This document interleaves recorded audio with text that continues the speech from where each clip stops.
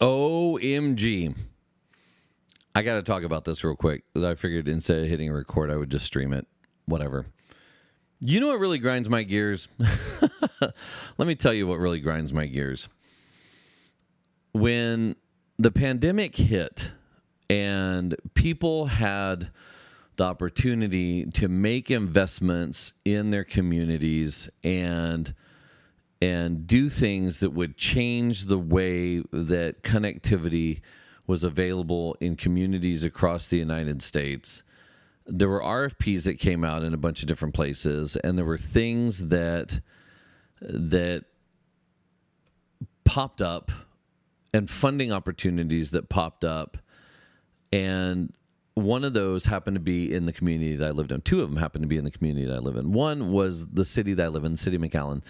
They set aside some money to build out a Wi-Fi network, and the mayor called me up and said, hey, we want you to build out a Wi-Fi network. What's it going to cost? What's it going to take? And we did it. In 60 days, 59 days, we built out 1,000 access points and 1,000 street poles with the help of AEP and a group called Magic Valley Electric Co-op and with the city. And we leveraged the city's bucket trucks. We leveraged city employees. We trained the people in the city how to do it so they would be self-sufficient. We leveraged the water towers. We built out this huge CBRS network. We had a great time. And we supplied access. When we flipped the switch, 24,000 students came online and over, I think it was like 16 or 18,000 households that popped up. And it was awesome. And we were stoked. And over time, I'm just going to rant. Over time, we supplied the company I have, we supplied the maintenance for the first year, and then it went up for bid, and we got undercut on the bid, and that's okay. And so another company came in, and they didn't know how to take care of it, and they didn't ask for any help or assistance, and they did what they did, and it dwindled down to something that didn't work as well as it did from the inception from when we installed it. When we turned it over, it was working pretty well. By the end of the second year, it wasn't working too well. By the end of the third year, it was working even worse. They just went out for renewal again, and the same company that had been servicing them for the last couple of years won the bid again. And now I hear the feedback, because I built the network, I hear the feedback from people saying, it just really doesn't work, and people aren't using it because it doesn't work the same way. And that's really frustrating. What's more frustrating than that is that our county, the county that I live in, put out a bid, a big bid to do a lot of different areas in the county that I live in. The county's called Hidalgo County.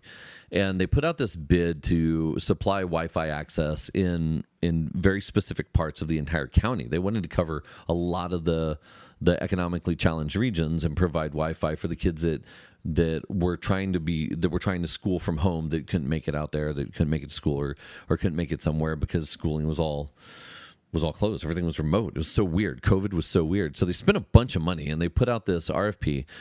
I responded to the RFP, and the problem that I have is that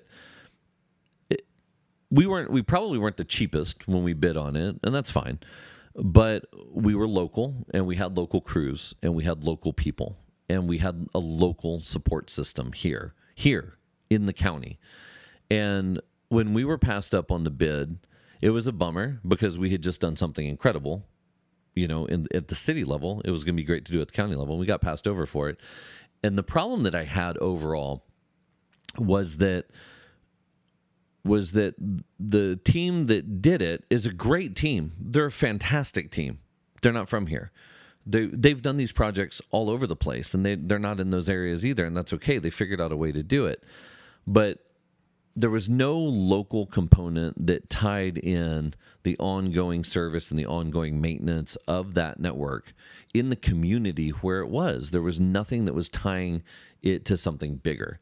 And my problem with that is that if counties and cities and municipalities don't make the investment in the community, you can't expect someone who's not from here to want to be a part of the community enough that they would be willing to go the extra mile or bend over backwards or stay up late at night to do things just because it's not their community, man. It's just not their community. You can't have that expectation. So I read, a friend of mine sent me a text about what's going on with the local county. And it turns out, and we talked about this at the WBA, This was a panel that I was on at WBA in Dallas a couple of months ago. Hidalgo County is ending its free Wi-Fi programs for rural areas because the pandemic-era funding that supported it is no longer valid. The program, funded by the American Rescue Plan, provided internet access through a network of towers and Wi-Fi radios to areas with limited connectivity. Now, I have a lot to say about how it was done and the neighborhoods that were chosen and the way that they did it and whatever, but I have more of a problem with the fact that the reason now so many citizens in my community are not going to have Wi-Fi is because they can't find the funding for this. They bit off a huge chunk. They promised it would work. It was never supposed to be long-term is what I was told, but now it's ending. And I live in an area that is one of the most economically depressed areas in the United States. There are more colonias per capita down here, small shanty towns with no running water and dirt roads and no electricity. There are more of those communities in my 5-county area than anywhere else in the United States. And it's not that internet access isn't available to everybody here. It's that there's an affordability gap in South Texas that is unique to our area, I guess. But it probably isn't that unique. And we're talking $20 a month for internet access is the difference between if the kids eat or not. $10 a month in internet access is the difference between being able to pay an electricity bill. $5 a month internet access is the difference between maybe a snack or maybe new shoes in these areas. And so free internet access in the pandemic times was extremely important for the community that we live in. But now that funding is out for the broadband programs, the co-op programs that would give the voucher program that would give you a voucher and give you the ability to use that towards internet access, that's gone. And Ted Cruz decided to abolish the ability for kids to be able to take Wi-Fi access points from Verizon or T-Mobile or Sprint home because we can't control what kids do when they're at home, which is a load because there's controls to do all of that. So now you have these communities that are back where they were pre-COVID. And not only are they back where they were pre-COVID, but now they have more options if they just had the money. If people just had the money, they could get anything they wanted. But they don't have the money. And now we've got a county that is disabling a program because the funding got cut off for it.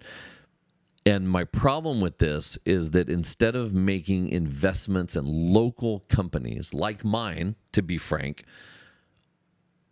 maybe we could have figured out a way because these are my neighbors. These are the people that live half a mile from my house. These are communities I deeply care about.